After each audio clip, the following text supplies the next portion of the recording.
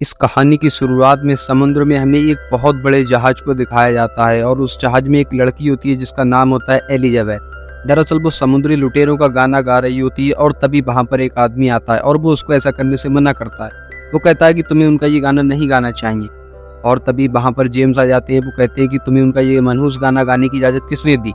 और तभी वहां पर एलिजाबेथ के पिता आते हैं जो गवर्नर हैं। वो कहते हैं कि मैं तुम्हारे ख्यालों की कदर करता हूँ, लेकिन मैं चाहता हूँ कि मेरी बेटी से इस तरह की बातें मत करो। मैं नहीं चाहता कि उसके दिल में किसी तरह का कोई डर बैठे। और फिर एलिजाबेथ फिर एक बार समुद्र की तरफ देखने लगती है। वो देखती है समुद्र में एक लड़का है और वो सबको शोर मचाकर बताती है, कहती है समुद्र में एक लड़का है। और सब लोग पास में आते हैं और उस लड़के को जहाज के ऊपर लाया जाता है। वो लड़का बेहोश होता है और सब लोग सामने की तरफ देखने लगते हैं। एक बहुत बड़े जहाज में आग लगी होती है। सब लोग उस आग की तरफ देखने लगते हैं और एलिजाबेथ उस लड़के के पास जाती है। वो कहती है कि मेरा नाम एलिजाबेथ है। वो लड़का कहता है मेरा नाम विल टर्नर है। और तभी एलिजाबेथ उसके गले में एक लॉकेट देखती है जो पायरेट्स का होता है। एलिजाबेथ समझ जाती है कि ये भी लुटेरों में से एक है और वो उसके गले से लॉकेट निकाल लेती है, क्योंकि उसको पता है अगर जेम्स को पता चल गया तो जेम्स उसको मार देगा।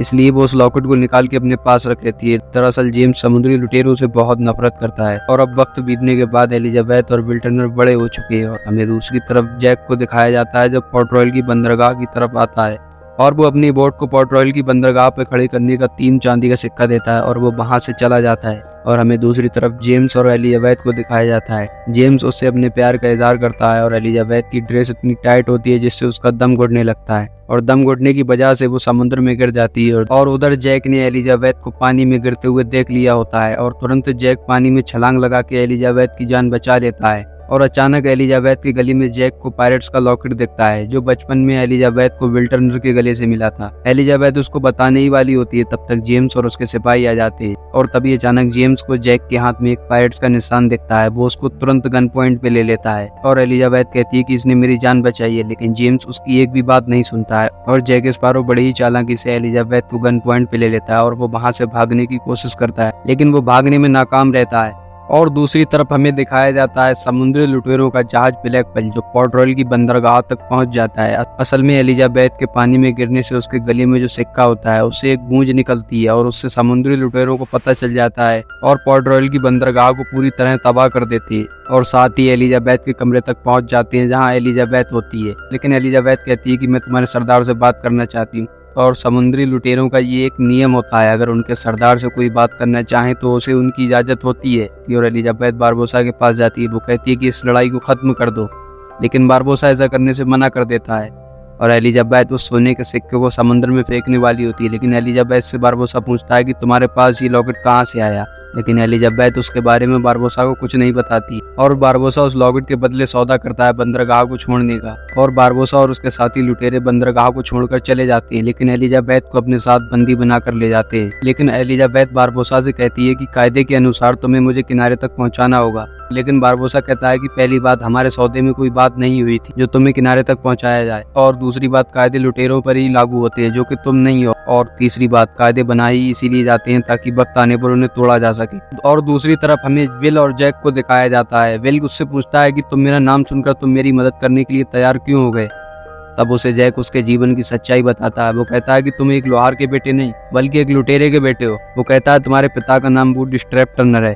और तभी विल टर्नर को अपने जीवन की सच्चाई पता चलती है कि वो एक लोहार का बेटा नहीं बल्कि एक समुद्री लुटेरे का बेटा है। और वहीं दूसरी तरफ हमें विल और जैक को समुद्र के एक बहुत बड़े टापू पर दिखाया जाता है जहां जैक स्पैरो अपने एक पुराने साथी से मिलता है और वो अपने साथी से कहता है कि मैं ब्लैक पर्ल जहाज को ढूंढने जा रहा हूँ।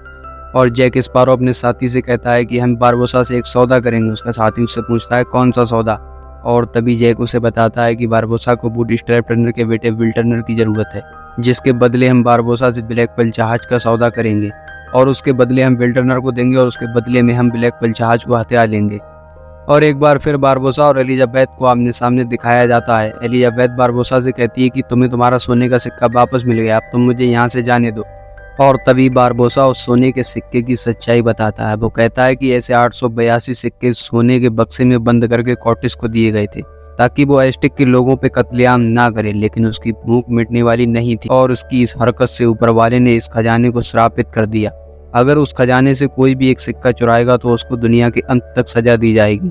और बारबोसा एलिजाबेथ को बताता है कि उस मौत के टापू पर दफन इस सोने को वही ढूंढ सकता है जो इसके बारे में जानता है। और हमने उसको ढूंढ लिया और वो हमारे सामने था। हमने उस सारे सोने को लूट लिया। लूटने के बाद उस सारे सोने को दुनिया भर की अय्यासियों में बेवकूफ़ों की तरह लुटा दिया और हमने जितना उस सोने को खर्च किया उतना ही हमें अफसोस होता गया और हम सब अंत में श्रापित हो गए। और बारबोसा एलिजाबेथ को बताता है कि हमें उन सारे सिक्कों को इकट्ठा कर कर उन पे खून चढ़ाना होगा। और बारबोसा कहता है कि हमें तुम्हारी बदौलत आखिरी सिक्का भी मिल गया जिसकी हमें तलाश थी। और एलिजाबेथ बड़ी ही चालाकी से बारबोसा पर चाकू से हमला करके भागने की कोशिश करती है और तभी श्रापित लुटेरों की सच्चाई एलिजाबेथ के सामने आती है। और बारबोसा एलिजाबेथ से कहता है कि ये चांदनी हमें हमारा असली रूप दिखाती है। हम पूरी तरह से मरे हुए नहीं है और ना ही हम मर सकते। और बारबोसा कहता है कि मैं कई सालों से प्यासा हूँ लेकिन मेरी प्यास नहीं बुझती और मैं कई सालों से मौत का भूखा हूँ लेकिन मैं मर नहीं सकता। मुझे कुछ महसूस ही नहीं होता। समुद्र की ठंडी फुहारें न ठंडी हवाएं। और अगले दिन बारबोसा और उसके श्रापित लुटेरे एलिजाबेथ की बलि देने वाले होते हैं और बारबोसा एलिजाबेथ के हाथ में चाकू मार के उसका खून सिक्के पर लगाकर उस बॉक्स के अंदर डालता है, लेकिन वो श्राप से मुक्त नहीं होते। और बारबोसा एलिजाबेथ से पूछता है कि वो बच्चा कहाँ है जिसके रगों में विल टर्नर का खून दौड़ता है, लेकिन एलिजाबेथ उसे कुछ भी नहीं बताती है। तभी बारबोसा गुस्से में आकर एलिजाबेथ के जोरदार थप्पड़ मारता है जिससे एलिजाबेथ बेहोश होकर नीचे गिर जाती है। और तभी जैक और विल वहां पहुंच जाते हैं। विल बड़ी ही चालाकी से एलिजाबेथ और उस सिक्के को लेकर निकल जाता है और जैक को वो श्रापित लुटेरे बंदी बना लेते हैं और बारबोसा के सामने ले जाया जाता है। बारबोसा जैक से पूछता है कि तुम उस मौत के टापू से कैसे बच गए।